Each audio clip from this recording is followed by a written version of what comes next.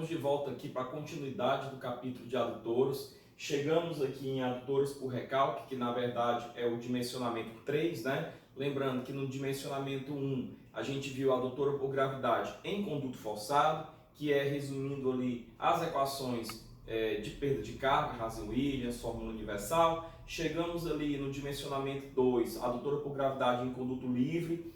Lá nós fizemos uma revisão do que é a hidráulica dos canais, né? A hidráulica dos condutos livres, a equação de Chezy-Manning, que é a pura aplicação. A gente viu que é a seção de mínimo perímetro molhado, que é aquela seção que vai me dar a máxima vazão, tá? E aí a gente fez alguns exercíciozinhos, deixou uma lista de questões lá para vocês fazerem. Aqui, mesma coisa, a gente vai ver o dimensionamento por recalque. Eu digo para vocês uma coisa, esse é o mais simples. Na verdade, aparentemente é o mais difícil, mas quando você for detalhar, vai ver que é o mais simples de todos. E aí a gente passa da adutora por recalque, a gente vai para acessórios e outros dispositivos de proteção das adutoras, ok? Então vamos para frente, adutora por recalque. Então eu tenho aqui a essência de como resolver o cálculo de um adutor por recalque, né? Eu tenho aqui que encontrar o diâmetro, eis a minha intenção, ok?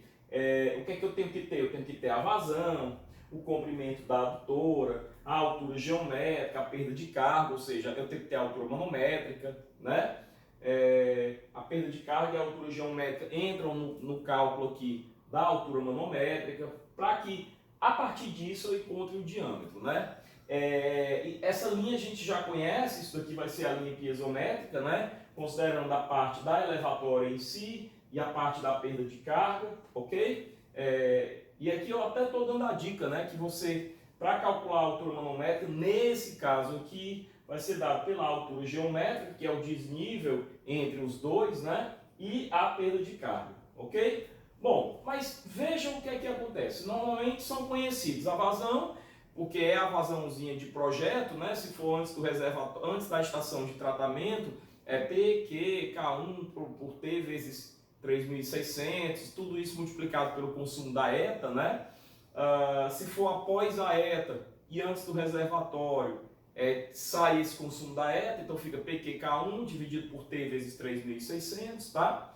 E assim por diante. Mas eu conheço, portanto, a vazão de adução, né? Eu conheço o comprimento da adutora, eu tenho que conhecer, né? Então, para eu calcular, para eu dimensionar essa adutora, eu tenho que saber que ponto a que outro ponto essa adutora vai ligar. O desnível a ser vencido, eu tenho que saber também as cotas topográficas lá do reservatório inicial até o reservatório seguinte, ou no caso aí da estação elevatória, né, até o reservatório de jusante, e o material da adutora. Eu escolho previamente, olha, a adutora aqui vai ser uma adutora de ferro fundido, a adutora aqui vai ser uma adutora de aço carbono, então assim por diante, tá? O diâmetro da adutora por recalque, olha só, é hidraulicamente determinado. Professor, o que é hidraulicamente determinado? Desde lá do ensino médio, você estudou matrizes, determinantes e sistemas lineares, né? Então, o sistema indeterminado é um sistema que admite várias soluções, ou infinitas soluções. E nós vamos perceber que na verdade, sim, tá? Porque, olha só, sendo que para uma mesma vazão, se eu diminuir o diâmetro, aumenta a potência do equipamento. Ou seja, se eu diminuo o diâmetro, eu vou ter que compensar essa redução do diâmetro com um equipamento mais potente. E isso, considerando ainda, para a simplificação da hipótese, que eu tenho ali um mesmo número de horas de funcionamento, tá? Um mesmo número de horas. Então eu estou mantendo aqui iguais o número de horas, ou seja, a duração do bombeamento, o tempo de bombeamento, o TB, estou mantendo igual o desnível, né? O desnível não vai mudar, o material da adutora, o comprimento, a vazão. Agora, se eu diminuir o diâmetro, eu vou ter que aumentar a potência do equipamento ou vice-versa. Se eu reduzir a potência do equipamento, para compensar, eu vou ter que ter um diâmetro mais elevado. Então, olha, um diâmetro mais elevado implica numa adutora mais cara, em termos de comprar um diâmetro maior, né? Porque eu tenho uma tubulação um pouquinho mais cara e tenho uma escavação um pouquinho maior também, tá? implica um diâmetro maior em uma potência menor. Então, implica ali em um equipamento mais barato, tá? Agora, eu vou ter custos de energia elétrica diferentes, né?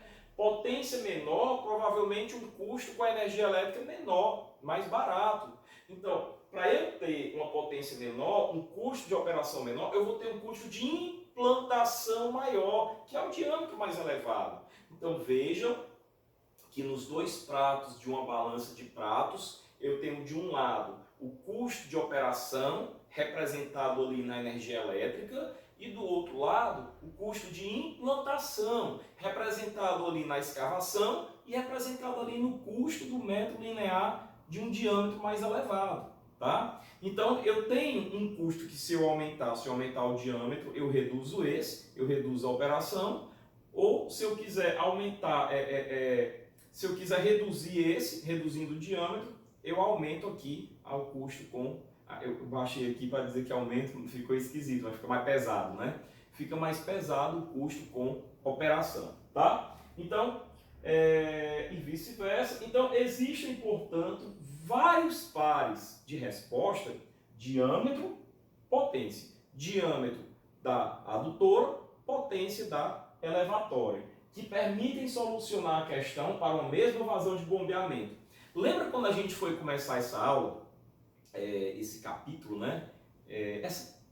Lembra quando a gente foi começar o assunto dessa prova, que a gente disse, olha pessoal, a unidade 2 vai ser adutora e elevatória. Por quê? Porque elas são irmãs, elas andam lado a lado, não tem como eu desvencilhar uma da outra. Tá aqui a resposta, ó. Diâmetro, potência, diâmetro da adutora, potência da bomba da elevatória. Então elas andam realmente juntas, tá? Essa é mais uma razão aqui, mais uma comprovação de que eu realmente preciso abordar as duas juntas, ok? Bom, então se a questão é indeterminada, se a solução é indeterminada, os diâmetros das adutoras por recalque, então, são escolhidos com base em um outro critério, uma vez que o critério técnico tem várias soluções como opção, tá? Então, eu vou usar um critério econômico, pelos expostos a seguir. Ó, um diâmetro menor para a tubulação ocasiona uma perda de carga maior, né? Um diâmetro menor provoca uma perda de carga maior. Portanto, maior altura manométrica, né? Porque a perda de carga faz parte da altura manométrica. Consequentemente, requer uma bomba de maior potência, o preço do conjunto elevatório é maior e as despesas com operação da energia elétrica também. Então, vejam que um diâmetro menor eu reduzo a implantação e por conta que eu reduzo o preço do material, o diâmetro menor é mais barato, e reduzo o custo por escavação, mas eu aumento o custo com operação. Por outro lado, um diâmetro maior, onde eu aumento o custo com implantação, tá? Implica despesa mais elevada para a implantação da tubulação, porém implica menor perda de carga, consequentemente uma potência menor, não preciso comprar uma bomba com potência tão grande, menor custo para aquisição e operação dos conjuntos elevatórios. Então um compensa o outro. E aí o que é que eu tenho aqui? Ó? Eu tenho, levando-se em conta os aspectos econômicos e financeiros, opta-se pelo diâmetro que conduz ao mínimo custo de implantação, de operação e de manutenção do sistema, o mínimo custo total. Então, pessoal, aquele pensamento, aquela crença que nós brasileiros infelizmente temos, como engenheiro, você precisa ser diferenciado nisso, você precisa mudar isso, tá? Então, como engenheiro, você precisa compreender que custo não é só o valor no dia da compra, não é só a implantação. O custo é o custo total durante todo o funcionamento da sua obra, durante toda a vida útil, tá? Então, ao longo dessa vida útil, qual que vai me dar o custo menor? Essa é a melhor opção. Então, deve-se considerar os custos de aquisição e assentamento dos tubos, peças e aparelhos, a aquisição do conjunto motor-bomba, mais adequado para cada valor de diâmetro, operação, manutenção, consumo de energia, amortização e juros, que são dados ali econômicos, né, do financiamento. Dificilmente você constrói um equipamento público pagando à vista, né? Dificilmente, normalmente isso é financiado, o dinheiro é emprestado, tá? Então, o que é que eu tenho? Resumindo aqui, olha só, eu tenho dois custos, tá? Que são esse daqui, ó,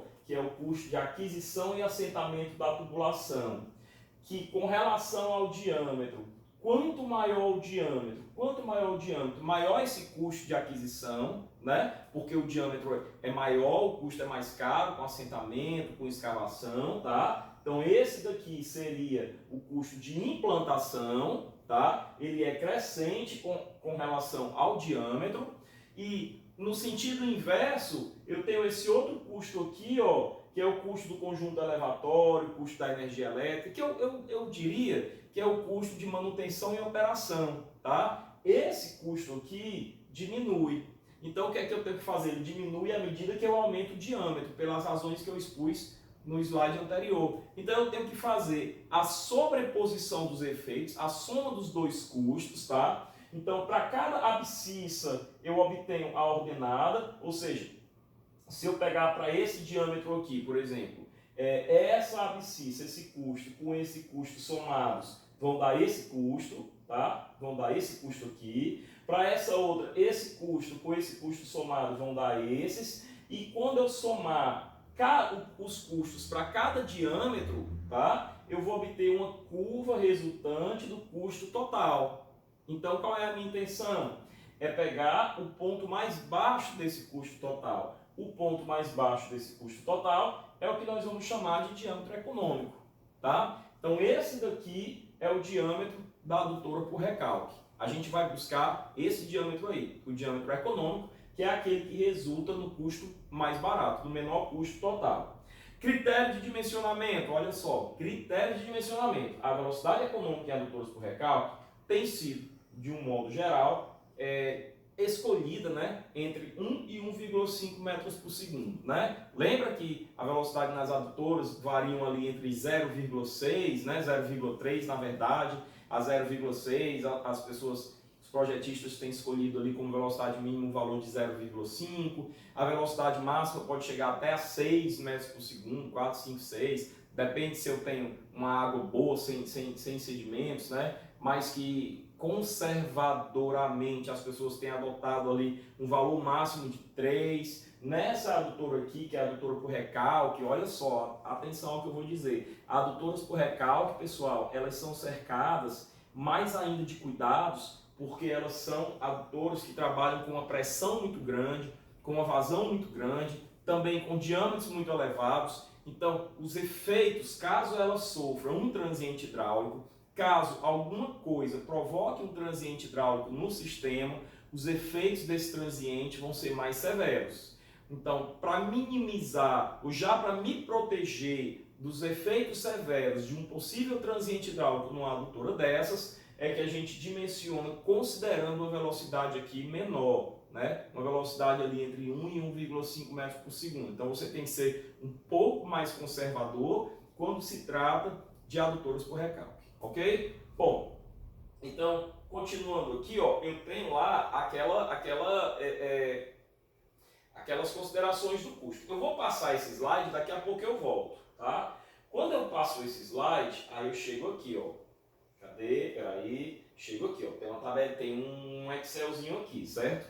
Nós vamos perceber que, na verdade verdadeira, em verdade vos digo, a maneira oficial de dimensionar uma adutora é por aqui, tá?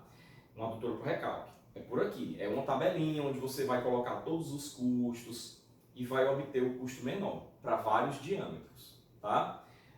Mas, antes disso, vamos fazer essa questão? Vamos fazer essa questão? Questão seguinte, ó. Eu vou fazer essa questão, tá? Já está terminando o conteúdo, inclusive. Eu vou fazer essa questão, vou mostrar para vocês a tabela, tem até uma cadeira aqui para eu sentar e mostrar para vocês a tabela. Após isso, aí eu vou dar uma dica que vai facilitar. Lembra que eu falei que aparentemente é a mais difícil, mas que na prática ela é a mais fácil? Vamos lá? Vamos ver? Dimensionar uma adutora com base em critérios econômicos, ou seja, dimensionar uma adutora por recalque já é por base em critérios econômicos. Isso aí não precisava nem ser falado, tá? Foi falado só mesmo para ficar bem claro que é com base em critérios econômicos, que é uma adutora por recalque, mas não precisa. A adutora por recalque já é com base em critérios econômicos. para conduzir em média a vazão de 220 litros por segundo e em um máximo a vazão de 260 litros por segundo. Há uma altura geométrica de 40 metros, ou seja, vai subir 40 metros, tá? Numa extensão de 10 km. A adutora tem 10 km de extensão. As principais despesas são R$ 1,83 por diâmetro em milímetro, ou seja, se a adutora tem 100 milímetros, tá? Vai ter 1,83 vezes 100 por metro de tubulação, tá? E por comprimento.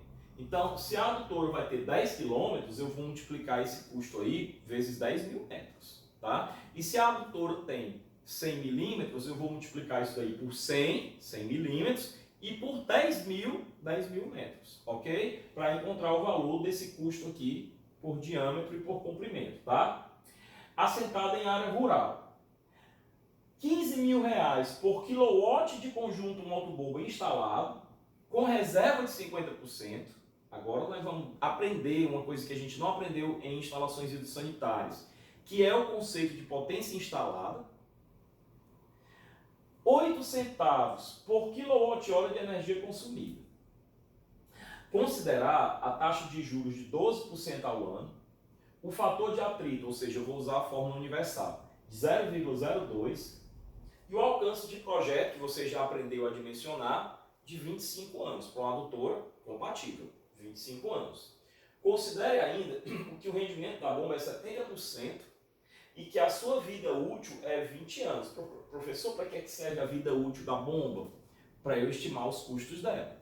Porque se o meu alcance de projeto é 25 anos e a bomba dura 20, antes de terminar o meu alcance de projeto eu vou ter que comprar outra bomba, né? Então eu ainda tenho a questão da vida útil da bomba aí, tá? E aí quando eu passar o slide, eu vou ter o seguinte, eu não vou mostrar isso daqui agora para vocês, tá? Faz de conta que você não sabe o que é isso aqui. Eu venho para essa planilhazinha aqui, tá? Então eu vou colocar a cadeira aqui.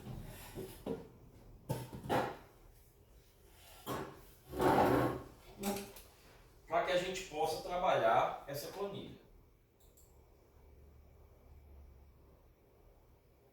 Olha só, pessoal.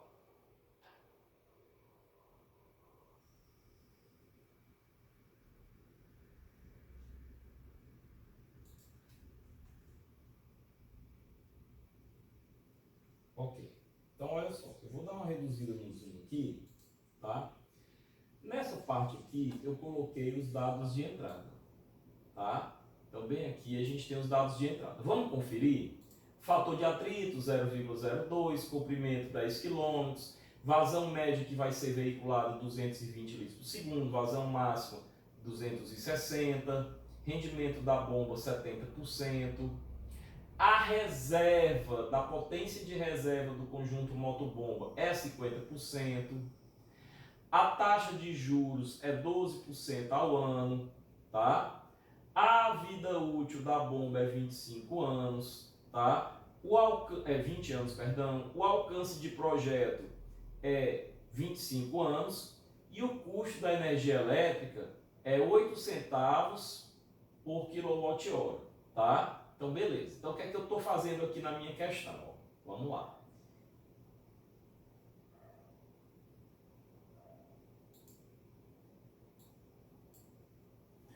Eu tenho nesse primeiro momento aqui alguns cálculos preliminares, tá? Então, dentro dessa primeira parte aqui, dessa primeira barra horizontal, alguns cálculos preliminares, para depois colocar o custo, certo? Dentro desses cálculos preliminares, eu estou colocando aqui 3 possíveis opções, tá? Uma adutora de 500 milímetros, uma adutora de 600 e uma adutora de 700. Eu particularmente colocaria 4. Mas, professor, como é que eu sei quais são as que eu vou colocar? Olha, enquanto você é aluno, enquanto você não tem vivência com isso aqui, realmente você no começo vai ter uma dificuldade da noção, do feeling, da sensibilidade de perceber qual é aproximadamente o diâmetro para uma vazão dessa, para uma população dessas, tá? Mas isso daí é uma coisa que você, um pouquinho só de prática, até mesmo com resoluções de questões, você já adquire essa noção, tá? Então aqui eu estou colocando de 500 a 700. Você poderia colocar, ao invés de 3, colocar 5, 6 diâmetros diferentes, tá? Poderia colocar 400, 500, 600, 700, 800, 900 e 1000, por exemplo, tá? Ok, mas eu coloquei 3 diâmetros, o de 500 milímetros, o de 600 e o de 700. E vou calcular alguns dados técnicos, alguns dados hidráulicos aqui, certo? Começando pela altura geométrica. A altura geométrica é 40 para todo mundo, né? 40 para todo mundo, então nem precisa perder tempo, só jogar um 40. São 40 metros de altura geométrica. Agora, perda de carga. Olha só, a perda de carga, pessoal, foi dado o fator de atrito, que é 0,02, né?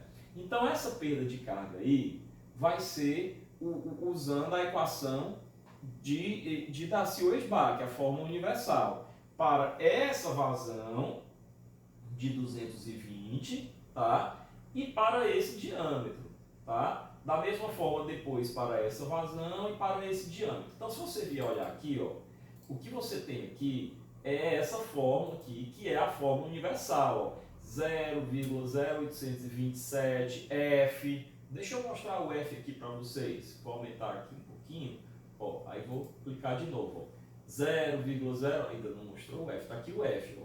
Tá aqui o F, ó, que é o B3. Ó. F. Aí L. Está aqui o L. Ó, 10 km, só que eu multiplico por 1000, né? Para ficar em metro, 10.000 metros. Aí Q2, ó, Q2 aqui. Né? Só que a vazão 220 está em litro por segundo, né? Eu tenho que dividir por 1000 para converter para metro cúbico por segundo. Então a fórmula é 0,0827 FLQ2 sobre D5, né? Isso daqui é o D5. Aí eu coloquei vezes D elevado a menos 5, que é o mesmo que sobre D5, né? Só que esse D, ó, esse D está a 500 milímetros, então eu divido por 1000 para converter para metro. Então isso aqui nada mais é do que a fórmula da perda de carga, né? Aí depois eu pego só aqui, ó, arrasto para cá e fica tranquilo, né? Encontrei a perda de carga para a vazão de 220 litros por segundo, né? Tá aí. O mesmo eu vou fazer para a vazão máxima, porque esse cálculo que eu fiz aqui foi para a vazão média de 220. O mesmo eu vou fazer para a vazão máxima. Só que agora a única diferença é que a vazão aqui, ao invés de ser 220, ela tá aqui, ó, 260. Tá aqui roxinho onde está o meu mouse, né? Então ela é 260. Então calculo também essa vazão máxima aí, tá? Vai ter um porquê, isso aí vai ter um porquê. Então vamos caminhar um pouquinho para frente, tá? Bom, a velocidade média, aqui eu uso simplesmente a equação da continuidade, né? Olha só, Q, sentado mesmo, ó, Q igual a V. Então quem é V? É Q sobre A. Então é Q sobre π D2 sobre 4. Ou seja, é 4Q sobre π D2, né? Então se você prestar bastante atenção, vai ver que aqui tem, né, a velocidade, deixa eu ver como é que eu coloquei essa velocidade aqui, a vazão, né, está em 220 aí sobre 1000, ok? Aí esse sobre 4 aqui, ó, aqui é a mesma coisa que esse 4, eu poderia ter colocado esse 4 aqui na frente que daria a mesma coisa, ó, tá? No final aqui tá sobre 4, ó, tá sobre 4, mas se você for ver, ó, a vazão sobre πd2 sobre de novo 4, coloquei o 4 bem aqui, tá? É a mesma coisa, é como se tivesse aqui 4 vezes isso aqui, não daria o resultado não, certo? Então essa velocidade aqui deu 1,1, aqui deu para esse diâmetro de 600, né? Muda só o diâmetro aí, uma vez que a vazão é a mesma, né? E aqui mesma coisa, só que para o diâmetro de 700. Professor, vamos lá. Uma coisa que está me confundindo, professor, e que eu ainda vou explicar, é que aqui ele deu duas vazões, uma média e uma máxima, né?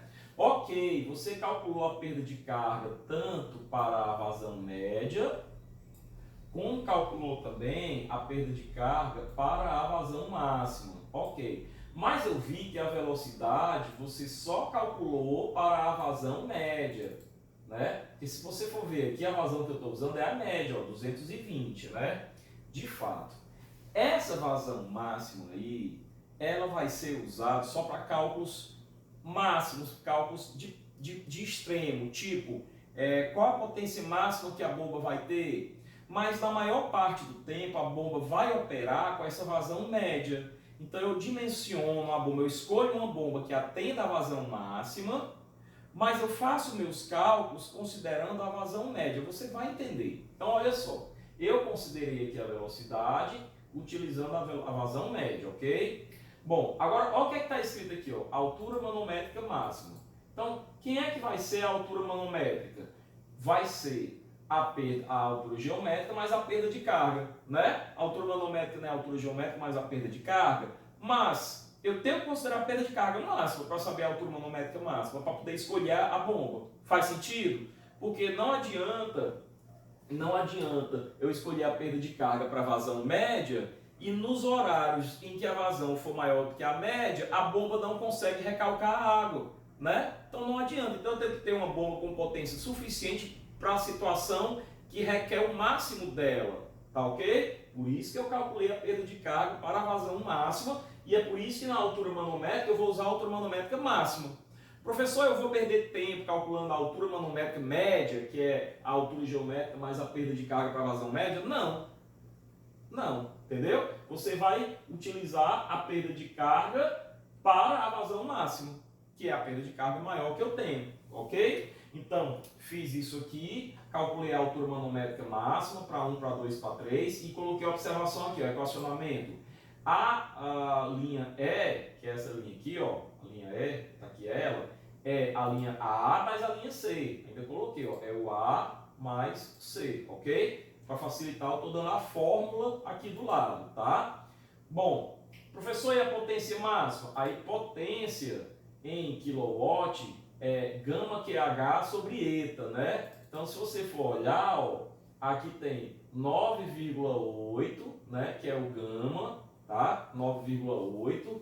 Na verdade, é 9,8 vezes 10 a terceira, é o peso específico da água, né? Só que esse 10 a terceira eu não vou utilizar, porque isso daí já é em quilowatt, tá? Então, o 10 a terceira é o K, é o quilo, ok? Então, eu utilizo só o 9,8. Então, 9,8 Q, ó, pode ver, aí o que eu estou usando? É o máximo, tá? Por quê? Porque eu quero saber qual a bomba que eu tenho que comprar. A bomba que eu tenho que comprar é para as situações de máxima, tá? Então, Q, que é 260, aí sobre 1000, convertendo para metro por segundo, né? H, que é a altura manométrica, tá? Aí a altura manométrica é a máxima, né? Sobre o eta, que é o rendimento da bomba, que está aqui, ó, 70%, tá? Então, tá aqui a fórmula da minha potência máxima. E aqui do lado eu escrevi 9,8 QH sobre eta, ok? Professor, qual é a potência instalada do motor? Aí olha só o que é que está escrito aqui, ó. Olha só o que é que está escrito aqui. Está escrito 1 mais 50% vezes a potência máxima. Pessoal, deixa eu te explicar uma coisa. Em instalações hidrossanitárias, eu não tinha explicado para você o conceito de potência instalada. Mas a potência instalada se difere da potência calculada, que você já sabia fazer, que é essa fórmula aí, 9,8 QH sobre eta. De agora em diante, isso daí vai ser a chamada potência calculada ou potência teórica, né? Só que existem situações onde eu posso ter um pico de energia, existem situações onde eu posso ter, num determinado momento, tá? Em situações raras, não é o tempo todo, tá? Mas podem acontecer de eu ter, por alguma razão, uma perda de carga maior, de eu ter uma altura manométrica maior, tá certo? Por causa de perda de carga ou por outros fatores, certo? Então, para isso, a gente escolhe a bomba com um coeficiente de segurança, com uma reserva de potência, tá? Tanto é que a gente chama isso aqui, reserva de potência motobomba, é 50%, ou seja, você calcula, obtém a potência calculada, que é essa que eu chamei de máxima, que agora perde o sentido, né, porque a instalada é maior do que ela, então ela não poderia ser chamada de máxima, mas eu só chamei ela de máxima porque eu faço referência à perda de carga máxima, né, a altura manométrica máxima, por isso que eu estou chamando de máxima, tá? E aí eu acrescento esse 50% à potência máxima. Então fica 1 mais 50%, né, que é 1,5, né, vezes a potência máxima calculada, né, que eu vou ter agora a chamada potência instalada. Então a minha potência instalada, ela vai ter esses valores aqui, ó, ok? Bom, professor, e a potência média utilizada? Aí, olha só, aí a potência média utilizada é o mesmo cálculo de potência, tá? É o mesmo cálculo, 9,8 QH sobre eta, só que usando a altura manométrica média, ó. Ou seja, usando a vazão média, aquelas coisas todas, a perda de carga média, tá? E não usando a máxima. Então a diferença entre esta linha aqui, tá? Não, mentira, perdão. Entre esta linha aqui e esta linha aqui é que a de cima utiliza a altura manométrica máxima, considerando a vazão máxima, né? E a de baixo utiliza a altura manométrica média, que é calculada considerando a vazão média, né? Ok? Bom, feito isso, aí a gente vem aqui para os custos, ó. Aí os custos com tubulação, ele disse que era R$ 1,83, aí eu vou colocar aqui, ó, tá? R$ 1,83. Deixa eu diminuir o zoom, senão a gente não consegue enxergar, tá? Então, olha só. Ele disse que era R$ 1,83 por milímetro por metro.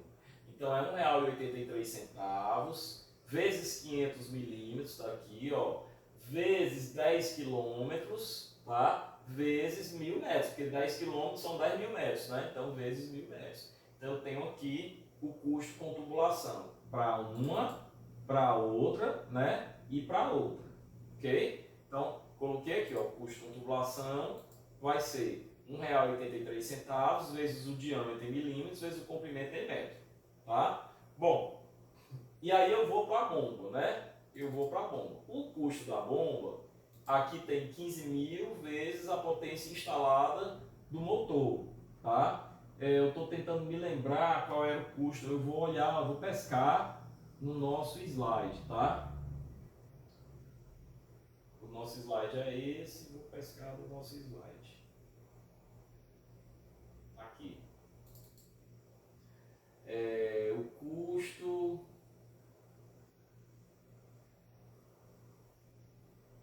Aqui, ó. R$ 15.000 por quilowatt de conjunto moto-bomba instalado, tá? Com reserva de 50%, ou seja, eu vou usar a potência instalada. R$ 15.000 por quilowatt da potência instalada, ok? Então, aqui, ó. Então, aqui é R$ 15.000 vezes a potência instalada, ok? Esse daqui é o custo com as bombas. Bom, aí depois eu tenho o total do custo do capital, que eu simplesmente estou somando esses dois, ó, né? Observe, pessoal, que isso aqui é o custo do capital, ou seja, é o custo que eu sei que eu vou gastar, tá? Em termos de implantação, é o custo da bomba e o custo da tubulação. Isso aqui, portanto, vou até fazer o seguinte, ó, vou fazer o seguinte, isso aqui é o custo com implantação, tá? Pronto, ó, tô até colocando isso aí. Isso aqui é o custo com implantação, ok? Bom, então obtive o custo de implantação, vamos para a reta final da gente aqui, ó. Capital inicial, portanto, tá? Capital inicial, aqui tá. Pronto, ó. Eu só fiz trazer esse cara para cá, da mesma forma, esse para cá e esse para cá. Ou seja, aqui está escrito, ó, L igual a K, essa linha é igual a essa, ou seja, é o custo de implantação. Capital inicial é a implantação, a operação vem agora, tá? A operação vem agora. Aí olha só, renovação da bomba, que tem que se dar em 20 anos. Ó, então, renovação da bomba. Aí, pessoal, isso aqui é o valor presente, tá? O tão conhecido já por vocês, nós já fizemos, acho que no mínimo acho que duas ou três questões com o método do valor presente, né? Olha só, eu estou dividindo aqui, ó, o D21, tá? Que é o custo com bomba, né? Isso aqui não é renovação da bomba, então eu tenho que saber quanto é que custa uma bomba, né? Dividido por 1 mais o E5, que é o juro, ó, tá? 1 mais o E5, que é o juro de 12% ao ano, tá certo? E o tempo é de 20 anos, ó, tá? E o tempo é de 20 anos. Então, o custo que eu vou ter com a bomba é esse daqui, ó, tá? É esse daqui. Eu tô pegando aqui o custo total da bomba, tá? Tô dividindo por 1 mais J, né? Elevado ao tempo, certo? Então, esse daqui é o custo da renovação da bomba. Aqui a única diferença, a única coisa que muda é que ao invés de pegar esse valor, eu pego esse. E no de lá, esse, tá?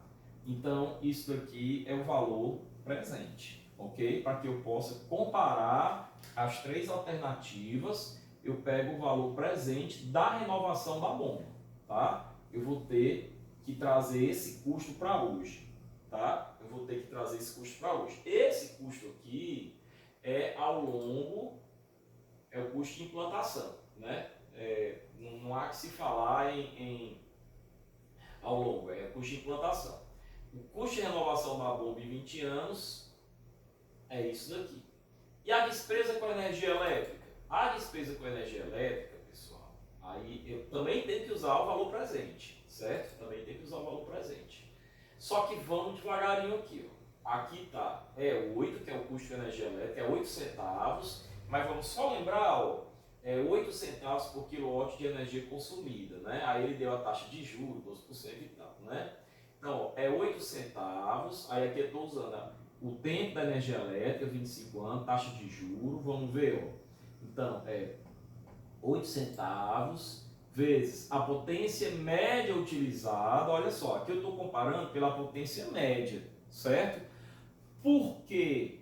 Porque vocês concordam que para calcular a energia elétrica que eu vou gastar em 25 anos, eu vou me basear pelo valor médio?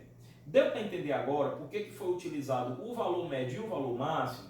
Para eu calcular uma média do que eu vou gastar em 25 anos, onde na maior parte do tempo a bomba vai estar funcionando para uma vazão média, eu tenho que usar o valor médio, não o valor máximo, tá? Então essa daí é a aplicação. Então, vezes a potência média utilizada, tá? E não é nem a potência instalada. A instalada é uma sobra que eu tenho para uma eventualidade, né? O cálculo da energia elétrica é feito na vazão, na potência média, tá? E não na máxima e nem na instalada, ok? A máxima e a instalada é para a escolha da bomba. Mas para o cálculo da energia elétrica eu uso a média. Bom, então, vezes a potência média, vezes 24 horas, né? Porque aquilo é quilowatt-hora, né? Vezes 365 dias, tá? Aí vezes 1 mais a taxa de juro, E5 é a taxa de juro, ó, tá vendo? Ó? É o E5.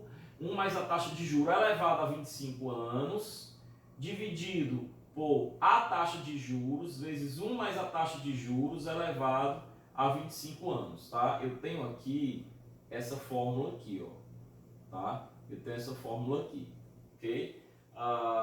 Deixa eu tentar explicar melhor essa fórmula para vocês.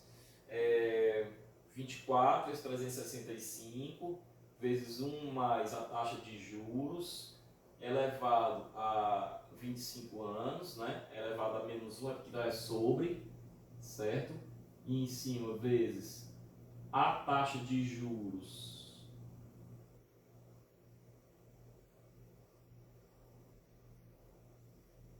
vezes 1 mais a taxa de juros elevado. No encontro virtual eu explico essa fórmula para vocês, que eu vou ter que relembrar, tá? Falo com muita naturalidade aqui, tá? Eu mesmo que deduzi essa fórmula, vou ter que deduzir isso aí para vocês. No encontro virtual eu falo, tá? E aí, finalmente, eu encontro o valor presente para cada um, que nada mais é do que a soma dos outros três, ó, tá? Nada mais é do que a soma dos outros três. E aí eu vou fazer o quê? Escolher dentre esses três aquele que resulta no menor valor presente, né? E o menor valor presente é isso daqui, ó, isso aqui, esquece isso aqui, o que é que tem aqui? Esse aqui eu calculei a diferença, não sei porque que eu tenho isso aqui. Às vezes eu fico fazendo uns cálculos para depois apagar e esqueço de apagar, tá? Então, olha só, então eu já marquei aqui colorido a minha resposta. Então, a minha resposta, em outras palavras, é a tubulação de 600 milímetros. É a que resulta no menor valor presente, tá? Ok, então eu venho para cá, fecho essa... Tá? Fecho esse Excel e volto para a questão, né? Então a gente viu, volto para a matéria, a gente viu que tem aí um negócio meio complicado, um método meio complicado de achar o diâmetro de recalque. Foi por isso que eu falei, pessoal, é o mais difícil, mas na verdade é o mais fácil. E por que na verdade é o mais fácil? A gente tinha pulado esses slides. Lá em instalações hidrossanitárias, faço um esforço para lembrar, no capítulo de água fria, em que a gente vai dimensionar a tubulação de recalque, a gente usa uma equação chamada equação de Forchheimer, tá? Que está aqui, ó. A gente usa essa mesma equação aqui. Aquela tubulação não é uma tubulação de recalque? Igual à adutora de recalque. Usa o Forchheimer, tá? Professor, então, peraí, a tubulação de sucção é no mínimo uma bitola comercial superior a de recalque? Continua valendo essa regra? Sim, continua valendo essa regra.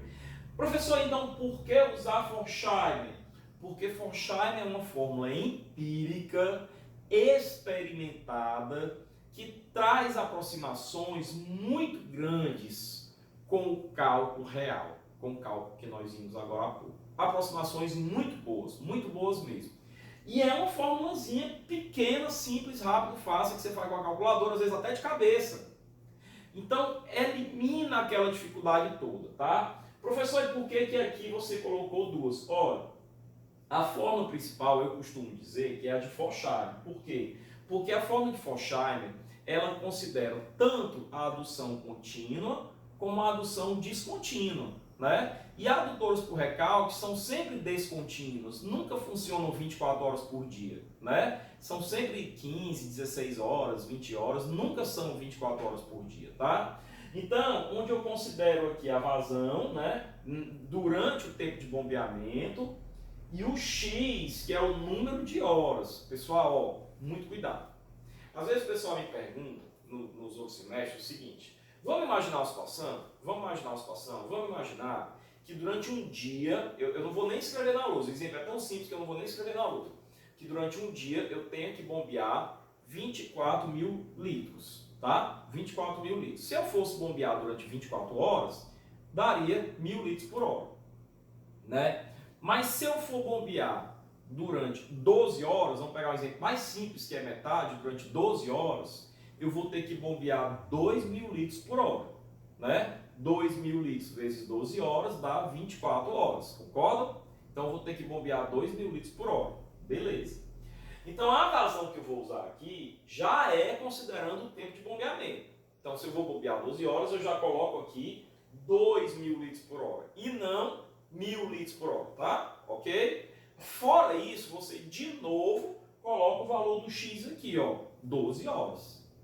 Então esse 12 horas, ele entra nessa equação, ele entra duas vezes. Ele entra aqui, quando você coloca aqui 12 horas, 12 por 24, e ele ainda entra no valor da vazão. Porque quando eu tinha um volume de 24 mil litros por dia, se eu fosse bombear em 24 horas, seriam 1.000 litros por hora, mas bombeando em 12 horas vão ser 2.000 litros por hora. Então eu já coloco aqui o valor 2.000 litros, tá? Então isso daqui é o diâmetro de recalque para adução descontínua. Detalhe, professor, se essa resposta aqui deu 180, você vai colocar quanto? Vai colocar 200, tá? Aí vai só dar uma conferidazinha lá com o valor da velocidade, viu? Tem que fazer isso aí também, ok? Então, você vai arredondar, tá? Agora, essa daqui, se eu disser para você que essa fórmula, a fórmula de Bresse, é a mesma fórmula de Forchheimer, você acredita? E o pior é que nos concursos a fórmula de Bresse é super falada. Mas a fórmula de Bresse, ela só serve para adução contínua. Quer ver, ó? Se a adução for contínua, faz de conta que esse 1,3 eu vou chamar de K, tá? Se esse X for 24 horas, adução contínua, o X vai ser 24 horas. Eu vou ter raiz quarta de 24 sobre 24, raiz quarta de 1, que é 1. Então vai ficar 1,3 raiz de quê? Olha aí, mesma coisa. Então a fórmula de Forchheim é a única que você precisa, porque ela serve para adução contínua e para adução descontínua. Agora, professor, por que aqui ele usa 1,2 e aqui ele usa 1,3? Na verdade, esse K varia. Tá? Esse K é variável. Aqui eu também poderia chamar de K. Normalmente a gente pode usar sempre 1,3 para tudo e estamos conversados. Não é problema. Normalmente se faz isso. Tá? Então, temos aí as formas do dimensionamento do diâmetro de recalque. Né? E lembrando que o diâmetro de sucção é no mínimo vital comercial superior à resposta nominal que você encontrou aqui. Então, se você encontrou calculado 180, o nominal é 200, do recalque, e o da sucção é 300. Ok? E aí eu tenho aqui os valores lá do taxa de juros, taxa de desconto, que é que se eu fosse considerar aquele outro cálculo, tá? Então, olha como essa aproximação é boa. Ele coloca aqui, ó, valores usuais de K entre 1 e 1,5, tá? Em sistemas de menor porte, com adutores de até 6 polegadas, pode conduzir a um diâmetro aceitável. É usada na fase de anteprojeto, mas na verdade o pessoal até mantém, porque dá uma aproximação muito grande mesmo, né? Para pré-projeto é usado, mas depois quando você for colocar os cálculos, você leva tudo aquilo em consideração, tá? Bom, então se eu vier para cá, ó, uma questãozinha simples. Determinar o diâmetro de um adutor de recalque, eu vou usar a fórmula de Bresse ou de Forchheim. Na verdade eu vou usar a fórmula de Forchheim, né? Com uma extensão de 2.200 metros, destinada a conduzir a vazão de 45 litros por segundo, vencendo desnível geométrico de 51 metros. Todos os dados estão aí, tá? Adotar tubulação de ferro fundido, Hazen-Williams, coeficiente de Hazen-Williams 100 e adutor 24 horas por dia contínuo, né? Então, se eu vier para cá, o diâmetro é simplesmente 1,2 raiz de quê? 1,2 raiz de 0,045, morreu Maria Preá. 250 milímetros, morreu Maria Preá. Professor, e para que ele deu aqueles dados tudo? Não precisa. Essa fórmula é empírica para a adutora por recalque. Ela já leva em consideração tudo aquilo. Tá? Já leva em consideração tudo aquilo. Tá? Bom, aqui é aquela questão que a gente tinha feito. Aí eu já tinha feito, tinha encontrado lá o diâmetro de 600, né? Mas se eu usar a fórmula de Bresse, 1,2 vezes a raiz da vazão média, olha aí, 560 milímetros. Arredonda para quem? Para 600. Olha aí como a aproximação é boa. Olha aí como a aproximação é boa. E na verdade, aquela lá que eu usei 500, 600, se eu tivesse usado assim, ó, 500, 550, 600, 650, ia dar 550, que é mais próximo ainda disso aqui. Tá? Então, passa. E aí nós temos uma questãozinha para você fazer, tá? Mas na verdade, eu em prova vou cobrar do jeito mais simples, vou cobrar só mesmo o dimensionamento pela fórmula de Forchheim, ok? Então tem algumas questõezinhas aí para você, tá? Essa questão às vezes eu coloco em prova, faça essa questão, tá? E a gente encerra essa aula por aqui, deixando para vocês aí todo o conteúdo do dimensionamento das adutoras feito. Veja que ali a gente foi caminhando, vendo as equações de continuidade, Bernoulli, revisando aquilo, linha piezométrica. A gente já tenho certeza que vocês já estão muito bons no estudo da linha piezométrica, equações de perda de carga, o resto foi consequência, né? O dimensionamento foi consequência. Então deixo vocês aqui um forte abraço, muito obrigado, salve a palma.